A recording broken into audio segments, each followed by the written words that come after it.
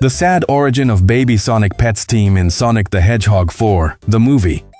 That afternoon in Mobius seemed calm, but under that calm a threat was hiding that no one could see yet. Baby Sonic ran through the natural circuits of the planet with the innocence of someone who does not understand danger. His small feet barely touched the ground, while the wind brushed his blue quills. In his hand, he carried a red rose, slightly bent, picked clumsily but with pride, as if it were the most valuable treasure in the world. He laughed while running, without imagining that each step was taking him farther from the only safe place he had. When he reached the house, he went in without stopping and lifted the flower with a wide smile, hoping to surprise the one he loved the most. Longclaw looked at him with tenderness, but also with a worry she could not hide. She took him between her wings and held him close to her chest, while telling him that he could not keep running alone through the circuits of Mobius, that it was dangerous, that he had to stay at home with his little siblings because that was the only place where he could be protected. Her voice was soft but firm, like that of a mother who loves and fears at the same time. She carried him to a large cardboard box that she had adapted as an improvised crib. Inside were baby Knuckles, who even while sleeping kept his fists closed, baby Tails hugging his two tails, baby Amy Rose carefully fixing her blanket, and baby Shadow, motionless, with a stillness that seemed deeper than normal. Longclaw placed Sonic beside them, and for a moment watched the five of them, knowing they were not ordinary babies, knowing that inside them something was beating that the whole world wanted to control. She told them it was time to sleep and left the house to watch the forest. It was not a casual watch, it was constant and tense. She looked between the trees, listened to every crack of branches, studied every shadow. She knew the echidnas were close. That race of warriors had begun to track the chaos energy coming from the little ones. They did not want to destroy them.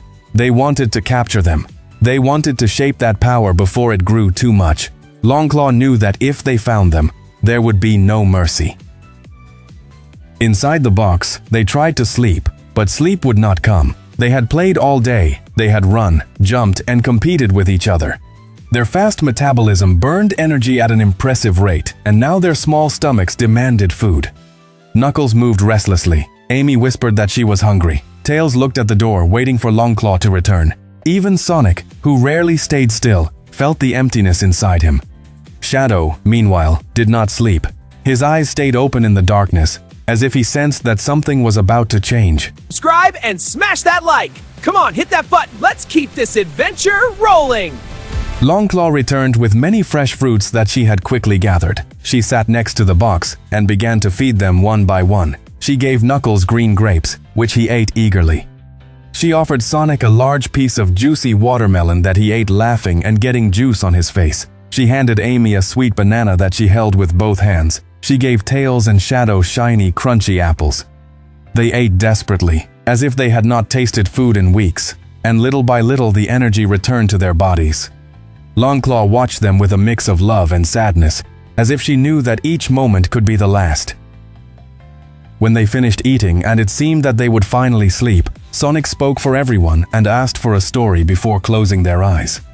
Longclaw smiled softly and began to tell them that once there was a team of 5 babies destined to become the most powerful warriors in all of Mobius, but they were chased by an ancient race called the Echidnas, proud warriors who feared what those little ones could become.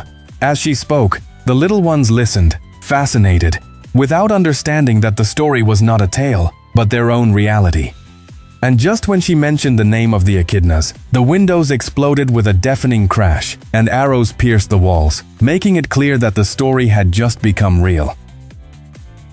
Without losing a second, Longclaw spread her wings and covered the 5 little ones inside the box. The arrows hit her feathers hard, some getting stuck, others falling to the ground. She endured the pain without making a sound, protecting them with her own body. From the trees, the Echidnas advanced with spears raised and shining armor, determined to capture the chaos energy before it grew out of control. The warriors ran over the branches with impressive agility, surrounding the house and closing every possible exit. The strongest of them pulled back his bow and aimed directly at Longclaw. There was no hatred in his eyes, only determination. For them, those babies were not innocent, they were future threats. If they grew up, they could change the balance of the planet. And for that reason, they had to be captured or eliminated that very night. Longclaw took the 5 little ones and flew out through one of the broken windows. She headed north, toward a hiding place she had secretly prepared for an emergency like this. The wind hit her face as she held the babies tightly, trying to gain height, but the strongest warrior shot an arrow with deadly precision. The arrow cut through the air and struck her. Her flight became unstable, and she finally fell among the trees of the forest, hitting the ground hard. The little ones cried desperately, calling her, holding onto her wings. They told her they did not want to lose her, that they could not stay without her. Longclaw, with tears in her eyes and her voice broken, assured them that they would not lose her as long as they carried her in their minds and in their hearts, that she would always be with them even if they could not see her. She knew she did not have much time. With the little strength she had left, she opened a bright dimensional portal. She sent Knuckles first, then Amy, then Tails, and finally Shadow. Sonic stayed by her side, asking what they would do without her. She looked at him deeply and told him that now everything depended on him, that as the strongest he had to protect his little siblings. She explained that she would send them to the house of a human from planet Earth named Lord Dona, a kind-hearted man she had watched for years. She told them to trust him and to live without fear. Then, she gently pushed Sonic toward the portal, and the light surrounded him.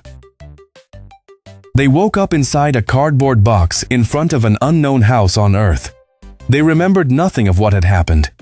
The intense current of chaos energy from the dimensional travel had affected their small brains, causing complete amnesia.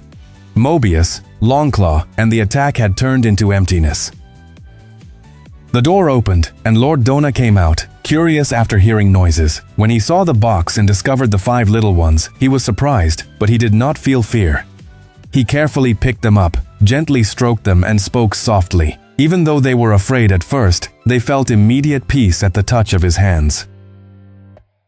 He took them inside and fed them milk using droppers, then bottles.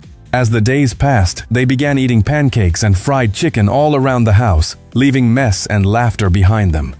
They grew under the care of Lord Dona, living a completely new life without remembering their true origin. But one of them did remember. Baby Shadow, with his mind filled with chaos energy, began to recover fragments of what had happened in Mobius. He remembered the forest, the fall, the portal, and the promise. He understood that his home was not Earth and that his planet was still in danger. And in silence, he began to think about how to convince his little siblings to return one day to defend what they had lost. And so, without remembering the forest, the arrows, or the sacrifice that saved them, the baby Sonic pets grew up laughing in a world that was never truly theirs. But destiny does not disappear, just because memory does. Deep inside their small hearts, the chaos energy still pulsed, waiting for the moment to awaken completely.